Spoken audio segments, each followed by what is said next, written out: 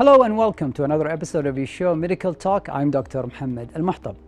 Today we are focusing on a topic that affects millions of people worldwide.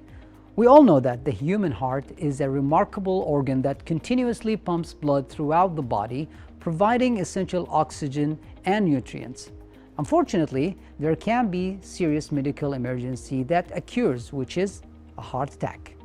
Heart attacks often occurs when the arteries that supplies blood to the heart became narrowed or blocked due to the buildup of substances, obstructing the blood flow to the heart. Now, the consequences of a heart attack can be severe, potentially leading to permanent damage to the heart muscles or even death. It is crucial to understand the causes, symptoms, and treatments associated with heart attacks to empower ourselves and our loved ones with life-saving knowledge. Taking steps to maintaining a healthy lifestyle, such as eating well and staying active, is vital in preventing heart attacks and keeping our hearts strong. After the break, we will be learning more about heart attacks with our guest, Dr. Talal Mudwi, a consultant interventional cardiologist. Stay tuned.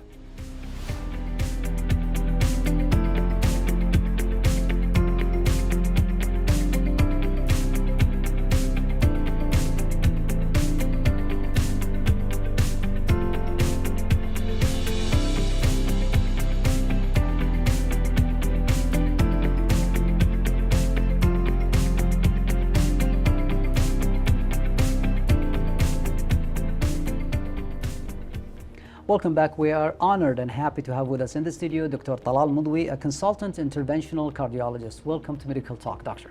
Thank you very much, Dr. Mohammed. I'm really honored and happy to be with you here tonight. Thank you very much. Before we go into much details regarding this very important issue, I think we should start with the statistics, basically, or the numbers of the prevalence of this condition, basically, in Kuwait and worldwide. Heart attacks.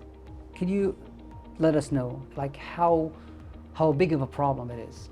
It is immense, significantly high, much bigger than many people think. If I tell you about 30 to 35% of worldwide deaths annually are because of coronary disease. This is very serious, a third of deaths worldwide. Now, in Kuwait is not an exception. In fact, it's probably worse. Approaching 40% of annual deaths are because of coronary disease. This is surpassing things like cancer, which amounts to about 15%, respiratory problems 3%. If you look at other problems, they are quite minute in comparison to the scale of coronary disease. Exactly.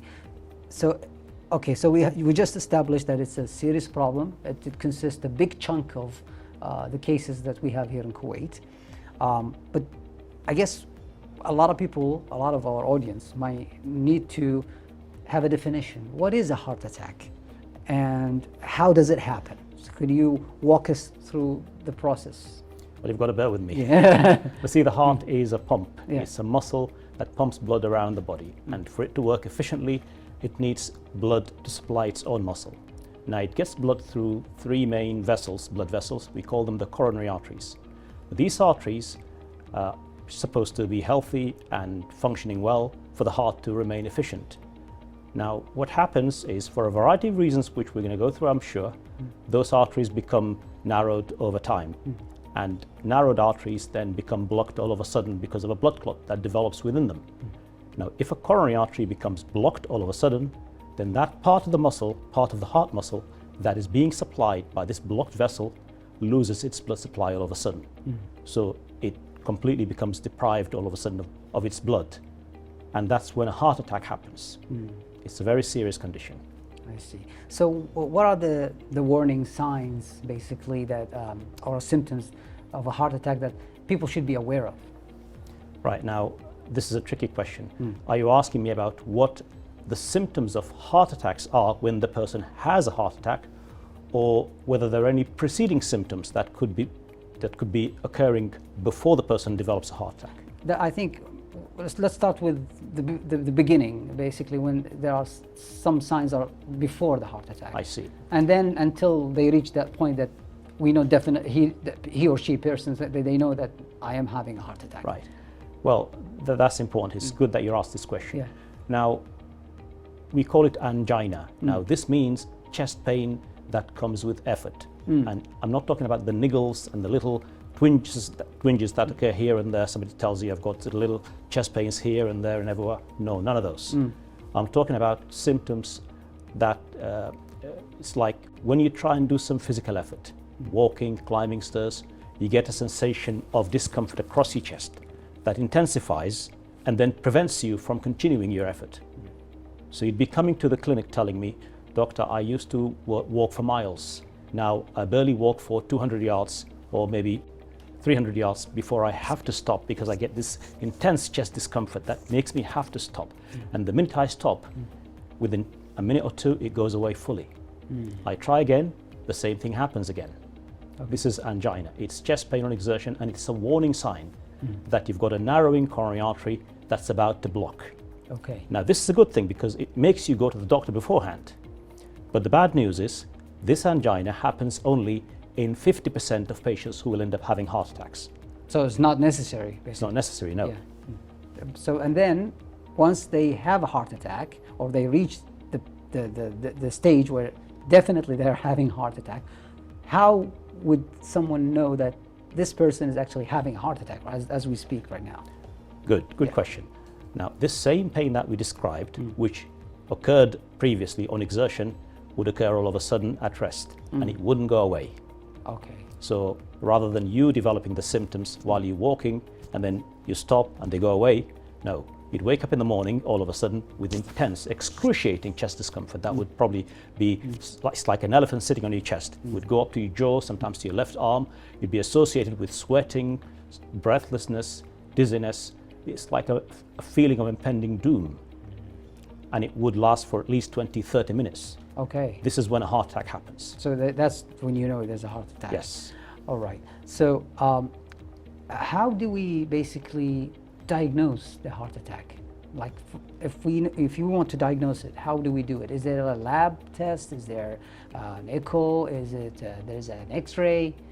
It depends. Without going into much detail, it depends on the size of the heart attack. But for all intents and purposes, because we're talking about big heart attacks that are life-threatening, which are common, when you get to the hospital, if you do, mind you, when the heart attack is established, only a third of people are lucky enough to, only 70% of people reach hospital. A third aren't able to. They die beforehand. Unfortunately. So those who reach hospital, it's very clear and very easy. We do an ECG, which is a heart recording, and that shows clearly that there's a heart attack. We don't need any other test to tell us there's a heart attack. Okay. But is there like a lab test, basically a blood test that might actually further confirm? I know what you're alluding to, yes. Yeah. Sometimes the heart attack is not as big, so it doesn't show on the ECG, and we may not be very sure, is this a heart attack? If we get to the point that there's an ECG that we've done, it's not showing a heart attack, then it's not a big heart attack, or it may be just a developing heart attack, in which case we will not allow the patient to go home. We can't tell them your ECG is fine, go home, because we're still suspecting a heart attack. So in that case, we admit the patient, give them the initial medical treatment of the heart attack on the presumption it's a heart attack, and then do some blood tests. These blood tests would tell us if they're elevated, then that would confirm a heart attack. Also, those blood tests, they don't necessarily have to be up initially when the heart attack happens, because they start to go up about 4 to 6 hours after the heart attack. So we don't rely on them initially. If the ECG shows a heart attack, we don't worry about the blood test. Exactly. We treat immediately. If it doesn't, we treat anyway with medical treatment first, and then wait for the blood test. We call it troponin. We do it once, twice, 3 times until we confirm or refute the diagnosis. And that's basically in the range within 24 hours. Yes. All right, we got more to talk about, but we have to take a short break. We'll be right back. Stay with us.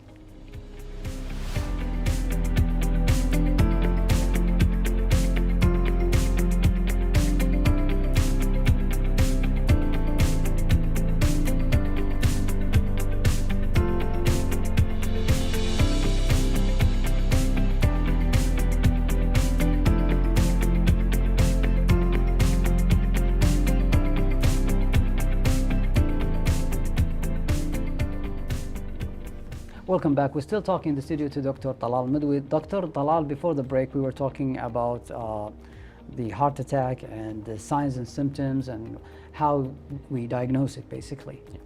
And the fact that it's consists of a high range of people actually may actually experience this condition, and it's a very serious condition. Now, I want to ask you about the risk factors, some of the common and uncommon risk factors for heart attack, basically. Right, thank you very much. An important question. And why it's important is because heart attacks are avoidable. You don't necessarily have to suffer a heart attack. You can choose not to suffer a heart attack. That's very interesting. But it takes an effort. Yeah. Now, there are certain conditions, I'd call them 3 lifestyles and 3 diseases, and of course facilitators. And the 3 diseases or conditions are high blood pressure, diabetes, and high cholesterol. These are all diseases that we've been encountering more and more often these days, and people don't tend to pay a lot of attention to them. The 3 lifestyles are smoking, eating unhealthily, and not exercising. So if you have someone who is smoking, not exercising very well, sedentary life, and eating junk food unhealthily, and or somebody who has diabetes, high cholesterol, high blood pressure, any of these risk factors is enough. They don't all have to be existing. I see. One would be enough to become a risk factor for you to develop a heart attack later. Now, I've been in this profession for over 25 years. I haven't seen anybody developing a heart attack who hasn't got any of those. Okay, so there's a common denominator. There's always a reason. Okay. You'd find somebody who comes with a heart attack, apparently looking healthy, apparently has no problems, but you'll find a reason as to why they've had a heart attack. Okay. So there should be an underlying condition, basically, or a reason. Yes. Okay. You mentioned smoking. How big of a problem it is? I mean, I would assume, smoking is the number one problem and issue when it comes to lots of diseases, not just the heart. Yeah. But in your experience, smoking is basically, I would assume, the number one risk factor that could be contributing to the heart attack, or is it the second or the third? You know, if we categorize it between diabetes, especially in Kuwait, because we have a lot of obesity and diabetes, and the other factors you mentioned. If we categorize them, and that's a very nice question as well. I think I worked in the UK for a while before I came here, so I could tell the difference in demographics of patients. Yes. In the UK, patients, smoking is way less prevalent than it is in Kuwait. Yes. And therefore, in the UK, the age of heart attack population is older. Yes. Here in Kuwait, I was rather surprised to see young people who were smokers, still smokers, coming with very significant heart attacks. I've seen a 25-year-old, 27-year-old, several people in their 20s. In 30s, I've seen many. I haven't seen this in the UK. Exactly. And I can only attribute this to smoking. Yeah, absolutely. Also, going back to the lifestyle and diet, obviously, that plays a major factor. The choice that you mentioned about lifestyle, if somebody decide, for example, to change their choices in the lifestyle, would that actually reflect positively on the chances that this patient, he or she, might not have a heart attack? Sure, by all means. Now, not only that, but I'd go further because I've seen it with my eyes. Okay. Patients who've had heart attacks and they were lucky enough to be treated promptly in a way that would sort of put them back into their track. Many of them come back and tell me the heart attack was the best thing that happened to them. Really? Yeah, because it made them realize. A wake-up call. Exactly. Yeah. Because before the heart attack, they were smokers, they were eating junk food, they were not looking after themselves, etc. Afterwards, they're now going to the gym, they're now doing all sorts of, healthy habits, and they've quit smoking.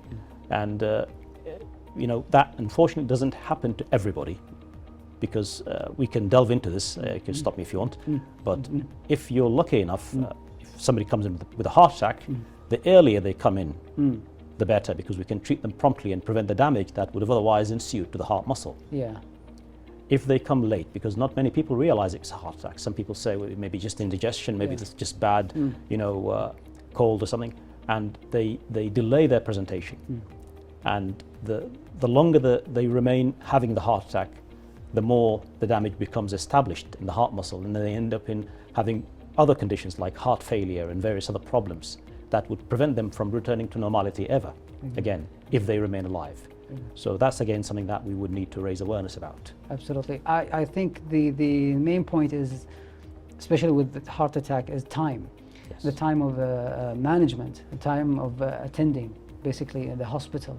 In terms of the damage, how would you categorize it? I mean, we have from the early intervention that could cause less damage, and then people who are basically too late. What are the scope or the scale of damage? You're asking about the timeline. Timeline, exactly, Yes. because that's a lot of people, they ask. Some people they say the golden hour. Some people they say a lot of terms that, but medically, how soon we should be attended, basically. There are many factors that go into play.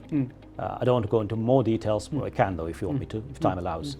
But broadly speaking, the earlier you present, the better is your outcome.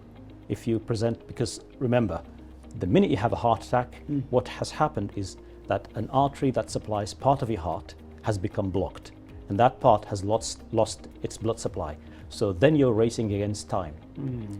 The sooner you get this artery opened by a procedure we call angioplasty, this has to be done as an emergency in the middle of the night, 3 o'clock in the morning, anytime. It has to be done to open the vessel and restore the blood flow and revive that heart muscle that would be dying otherwise. So if the person comes in within an hour, 2 hours, up to 6 hours, of course, it becomes decreasing as the time goes by. But the cutoff point would be 6 hours. After 6 hours, it becomes less and less likely that a significant proportion of the muscle would be revived. Some people extend it up to 12 hours, but I haven't seen somebody coming after 12 hours or within 12 hours regaining much of their muscle. Okay. So that's the damage could be very serious to the heart muscle itself. Oh yes. And does the heart muscle can heal? Yes. After Without such a doubt. Without a doubt. I have a patient currently only discharged yesterday, a 40-year-old, looking very healthy otherwise, but he came with a big heart attack. And he stayed with us for 3 days. For another reason, initially we do an echocardiogram scan. That's a scan after we do the intervention and open the vessel. Generally, it shows us that part of the muscle that was affected by the heart attack, the heart muscle, is not functioning well, mostly stunned initially. And then usually this tends to recover within the space of 3-4 weeks, partially or fully, depending on how soon they came. But this patient, we, for another reason, did an echocardiogram scan only 3 days after the treatment. I was surprised to see his heart function is almost fully healed. That's good. That's good. Now, we know that emotion and stress, plays a major role in the overall body health. But in terms of the heart, as a cardiologist, is it a myth or is it basically a serious factor that we need to consider that actually could contribute to the heart attack situation? It's a very serious factor. We've seen it. It's been recognized even. We call it, initially it used to be called Takotsubo syndrome because initially it was discovered in Japan, but now we realize it's linked to stress. We call it broken heart syndrome now. Broken heart syndrome. Yes. Yeah. Okay. So it's not a full heart attack, but it resembles a heart attack, where the muscle of the heart becomes almost damaged fully, and it does recover though with treatment within the space of 2, 3, 4, 5 weeks time. That's one entity due to the broken heart syndrome. Another entity that can happen is a true heart attack in the conventional way that can happen, and you can link it to a particular trigger, an emotional trigger that has happened to the person, a death of a loved one or some kind of emotional stress like divorce, something that was quite intense and too much for the person to handle. Okay. We've seen that and we continue to see it. It's interesting. Now, in terms of genetics, does family history plays a role? I mean, would you consider that question for that patient if somebody comes in? Maybe they're not necessarily having a heart attack right now, but they might have the other risk factors like smoking and obesity and whatnot. Does the genetics, if somebody have a heart attack in the family before, does that mean necessarily that the other family members could be, having a chance of having a heart attack? Yes. You may have noticed that I haven't mentioned family history particularly for a couple of reasons. The first reason is that the high cholesterol is often familial. Yes. So if you have family history of heart attacks, this is often done through the high cholesterol that runs in the families. So that is from that. There's a small entity of people, we call them those with familial hypercholesterolemia, which is a subset of people with high cholesterol, those of very high, extremely high cholesterol. So, luckily this is not very common, but if you have somebody who is unfortunate enough to be of those categories, then they will have extremely high levels of cholesterol at a very young age. And the family history will be intense, like people in their 20s having heart attacks, in their teens having heart attacks. And they have special kind of treatment. They need to be followed up early. They need to have multiple anti-cholesterol treatments. They may need to have what we call plasma exchange every now and again. But we're talking about a very limited number of people. I'm sure it will. Thank you so much for your time. And dear viewers, we will still have more interesting reports, but after this short break, stay with us.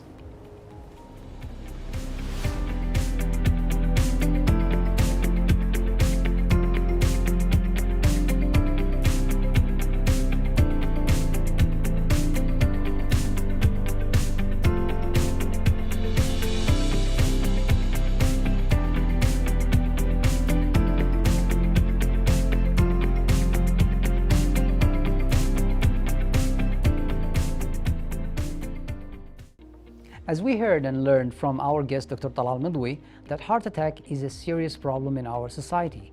And it is important to visit a doctor whenever we feel the symptoms of a heart attack. In our next report, we will learn more about the diagnosing methods for heart attacks. Let's watch it together.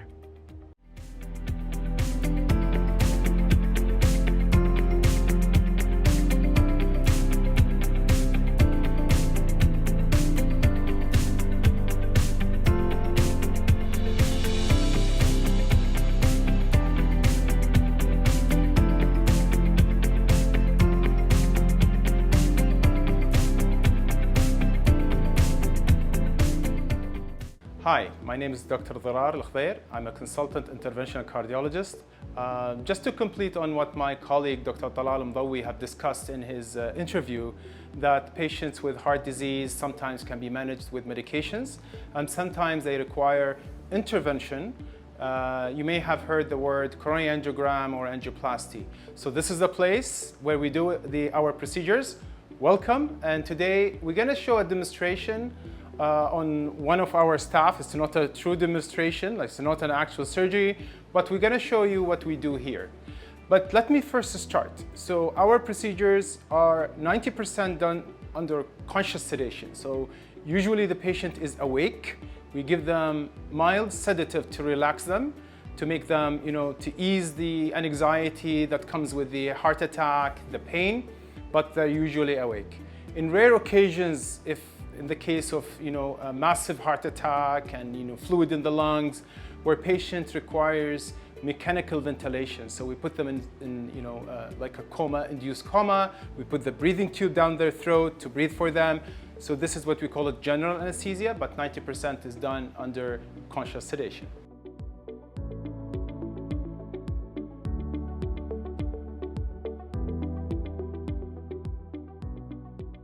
Okay, so this is a demonstration. It's not an actual procedure. One of our colleagues have volunteered to be with us today, kindly.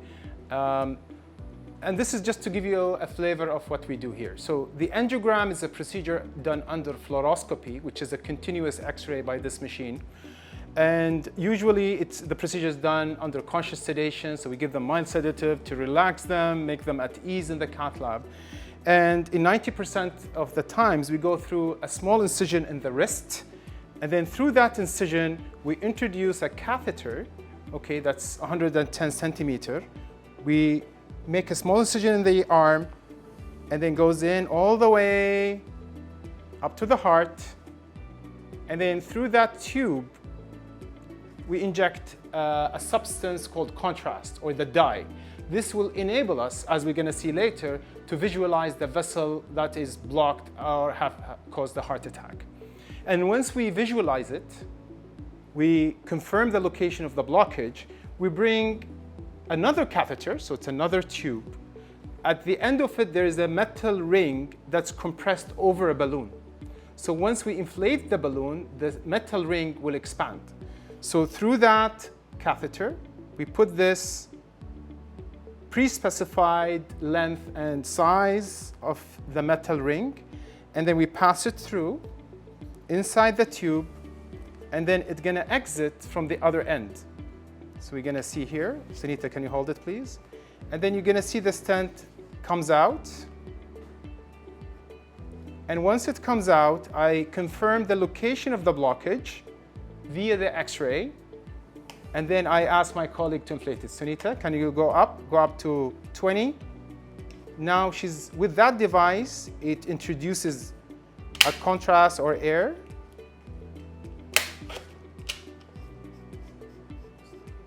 Okay, and then it will expand.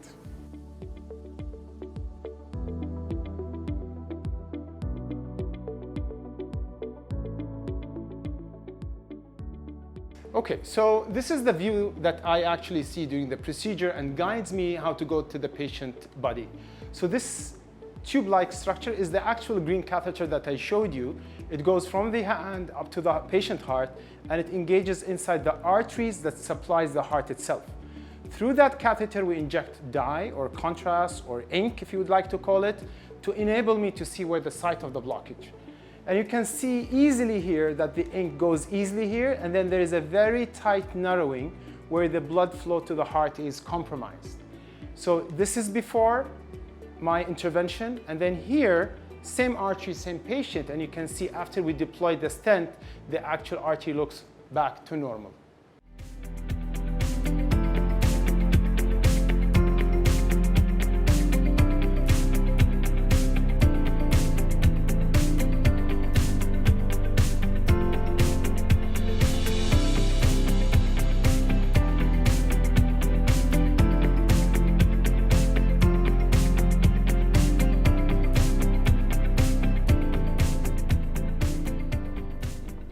Physical activity plays a critical role in maintaining a healthy and stronger body.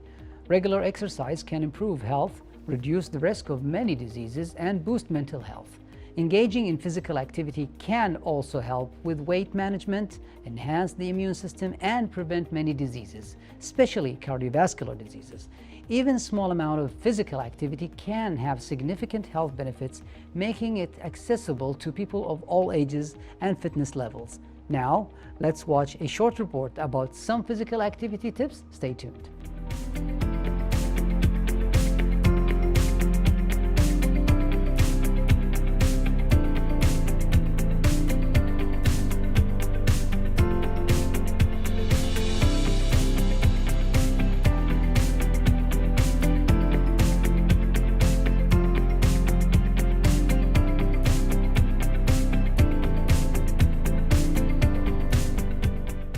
Hello everyone, Coach Omar here again. Today we're gonna do a different type of HIIT exercises. As we all know, HIIT stands for High Intensity Interval Training. It starts with high knees. You're gonna stand in your position and lifting up, alternating your knees up and high as a warm-up and starting to feel your legs burn. You're gonna do it for 30 seconds and you're gonna rest for 20 seconds and hit the next exercise. The second exercise, which is squat pulses, you're gonna stand shoulder width apart and you're gonna turn your toes to slightly face outwards. And then slowly start lowering your body deep enough so that your legs are parallel to the ground. And you're gonna maintain this position for 30 seconds and then you'll feel your legs starting to burn. Maintain this position for 30 seconds and then rest for 20 seconds, and hit the next one. The third exercise will be hip thrust bridges. You're gonna lie in a supine position on your back on the ground. You're gonna alternate your kicks between the right leg and the left leg.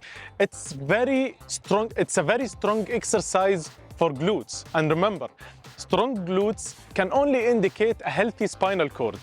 And then you're gonna do this exercise for 30 seconds, and then you will rest for 20 seconds and head for the fourth exercise. As for the fourth exercise, it's Russian twist. It's a superb core exercise. It will build your muscles that stabilize your spinal cord.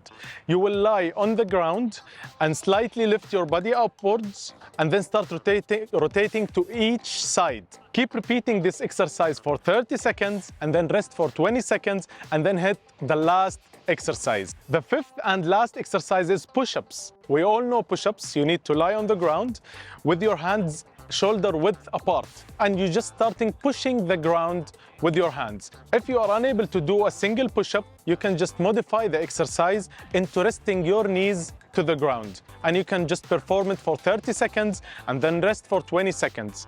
And there you go.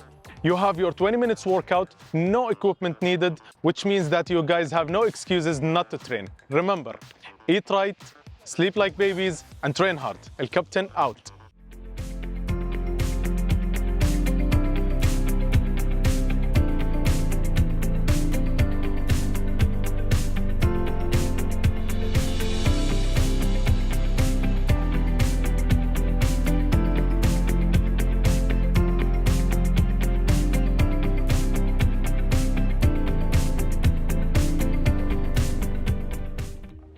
Well, that's it for our show today. I hope you enjoyed it. Thanks for our guest, Dr. Talal Midwi, and thank you for watching. And until we see you again, please stay safe and stay healthy.